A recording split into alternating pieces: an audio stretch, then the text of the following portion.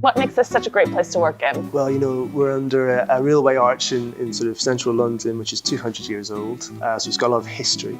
We're set on the Beer Mile. You know, you're in London and we have so many breweries and other producers around that can sort of help us sort of build a collaborative support system to make great products. When you guys first started dreaming up the flavor profile for the Craft Gin Club exclusive, what kind of spirit were you hoping to make? The original team wanted to create, and what we sort of stick to sort of as a raison d'etre is kind of more traditional gins. So the original Dodd's is a very much 1910s, 1920s style of gin.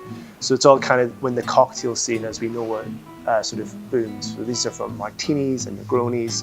And it's a simple recipe, but it's just made with the absolute best ingredients. I think it was just an opportunity to get people to experience you know, a very juniper-led gin that was sort of light enough to go into a gin and tonic, but also has sort of the Dodd's heritage of being a cocktail-inspired gin. Toby, I know that you guys use a rotary evaporator. Could you tell me a little bit about why you guys work that way and how it changes how botanicals are distilled?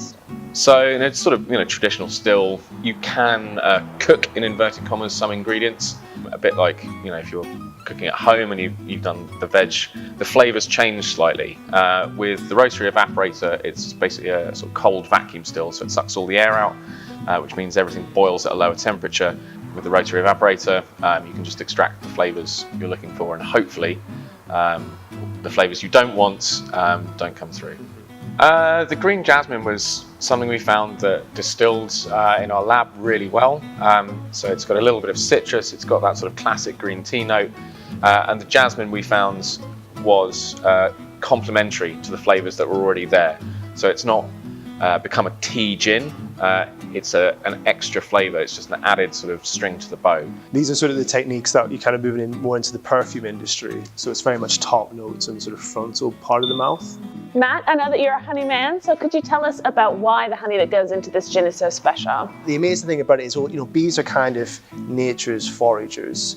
You put them in an environment and they're sort of taking the botanicals, and it obviously has such a massive impact on the taste of the honey. When it's in the pre-distillation sort of phase of the product, you're getting the botanicals coming through almost like a delicate, almost sherbety taste. So it's not sweet, it's just very complex. And that's where I love honey, because if you add it in after distilling, it's very sweet. If you add it sort of during the distilling stage, the sweetness is removed and what's replaced is the kind of botanical taste.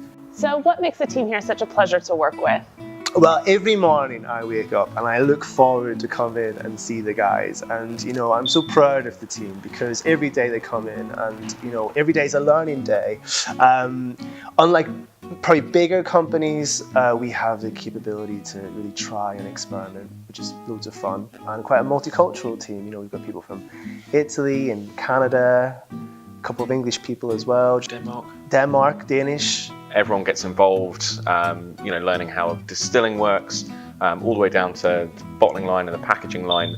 It's also really nice to have a team that you can create a gin, and come a Friday afternoon, if you want a martini with them, everyone will have a martini. The cowbell that's sitting on the side of the mash tun, that's our martini alarm. You have to have martini if it gets wrong.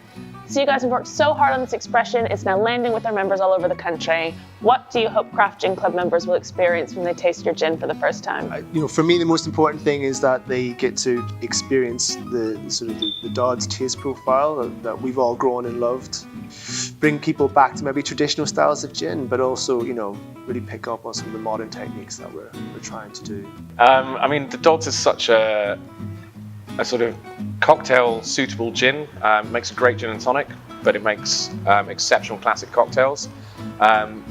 If somebody makes a really great gin and tonic with it and says, I'd just like to maybe make a gimlet as well, or a martini or a Negroni, I'd be really happy if it sort of tipped them towards some more classic cocktails too.